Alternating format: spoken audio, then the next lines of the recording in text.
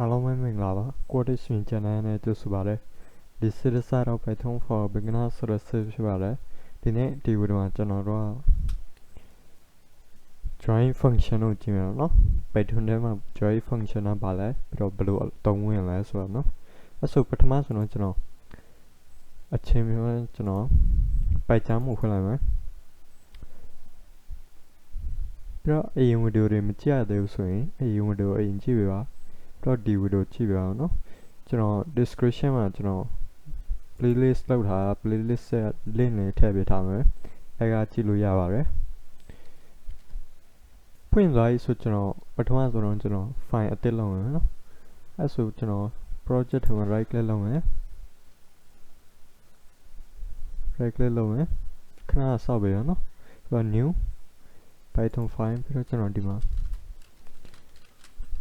go func ဆိုပြီးထားမယ် join func ဆိုပြီးပြီးတော့ကျွန်တော် enter လုပ်မယ်ပြီးတော့ကျွန်တော်ဒီကောင်ကိုပယ်လိုက်မယ်ပြီးတော့ကျွန်တော်ဒီကောင်နှစ်ခုကိုပယ်မယ်ပြီးတော့ကျွန်တော် zoom လုပ်ပြီးအဲ့ဆို join function ကိုကြည့်မယ်နော် join function ကပါလဲပြီးတော့ဘယ်လိုအသုံးဝင်လဲဆိုတော့နော်အဲ့ဆိုကျွန်တော် list တစ်ခုလုပ်မယ် alliance list လုပ်မယ်ပြီးတော့ကျွန်တော်ဒီထဲမှာကျွန်တော်ဘာရေးမလဲဆိုတော့ကျွန်တော် string တစ်ခုတည်းမှာ list ရကျွန်တော် code wish me ထဲမှာပြီးတော့ကျွန်တော်ဒီမှာ cllo wall ထဲမှာနော်ပြီးတော့ကျွန်တော်ဒီကောင်ကို print လုပ်မယ်နော်အဲ့ဆိုကျွန်တော်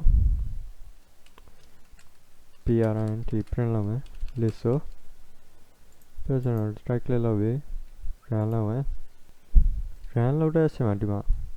ဘာမှမဟုတ်ဘူးနော်ဒီ list က print ဖြစ်သွားအောင်နော်အဲ့ဆိုကျွန်တော်ဥပမာကျွန်တော်အဲ့ဆို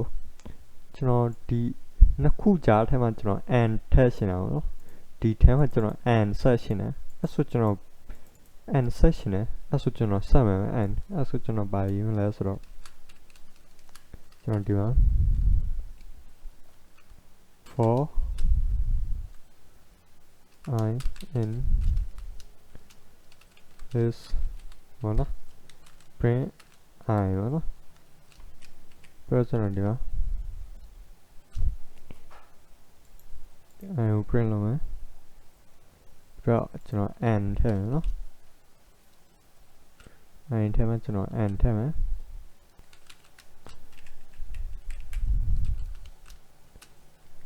and ထည့်မယ်ပြီးတော့ကျွန်တော်ဒီမှာ and is equal to blind နော်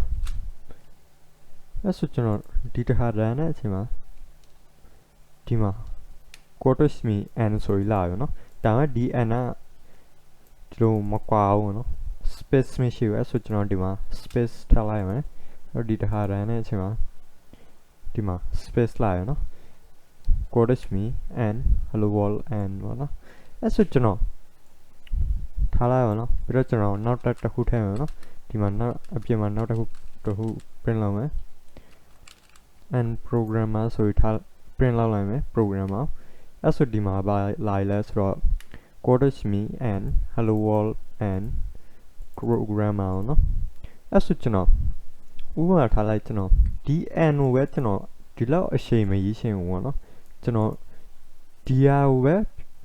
အတူကောင်းတဲ့လုပ်ရှင်ရဆိုကျွန်တော် Python မှာဘာသုံးလဲဆိုတော့ကျွန်တော် join ဆိုတဲ့ function တစ်ခုရှိအောင်နော်အဲ့ဒါသုံးအောင်နော်အဲ့ဆိုကျွန်တော်ဒီမှာ a is equal to ပြီးတော့ကျွန်တော်ဒီမှာရေးမယ် alliance is dot join ဆိုတာရှိရနော်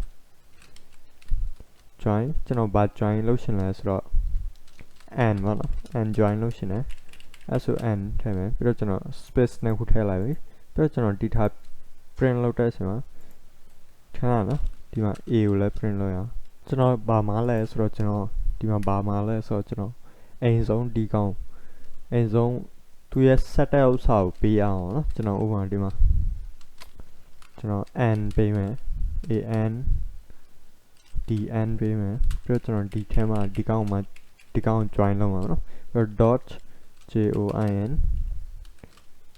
join လုပ်မယ်ပြီးတော့ကျွန်တော်ဒီမှာ list ပေးမယ်နော် alliance ဆိုပေးမယ်ပြီးတော့ကျွန်တော်ဒီထား run တဲ့အချိန်မှာဒီထား run တဲ့အချိန်မှာလည်းဒီမှာတူပါပဲနော်ဘာမှမပြောင်းလဲဘူးဒီထား run တဲ့အချိန်မှာလည်းဒီမှာ quarters me and hello world ပြီးတော့ဒီမှာဒီကတော့ print လုပ်ထားတဲ့အတွက်ဒီတိုင်း and မပါဘူးနော်အဲ့လိုအကြောင်းကျွန်တော် programmer ကိုပဲလဲကျွန်တော်ဒီထဲမှာထည့်လိုက်ရင်ဒီ list ထဲမှာထည့်လိုက်ရင်ဒီမှာလဲ and လာပါမယ်နော်ဒီမှာထည့်လိုက်မယ်ပြန်ရမ်းလိုက်အချိန်မှာဒီမှာ and ပါရနော် as quotes me and hello world and programmer အဲ့ဆိုဒီ join ဆိုတဲ့ function ကဘာလုပ်လဲဆိုတော့ तू က list တစ်ခုခုယူတယ်ပြီးတော့ join လုပ်ရနော်စာတစ်ခုခုနဲ့ပါအဲ့လို join လုပ်ရနော်အဲ့လိုပဲကျွန်တော်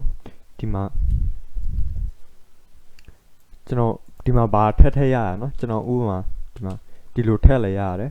ဒီဥစ္စာအဲ့ဆိုကျွန်တော်ပြန် run တဲ့အချိန်မှာဒီမှာ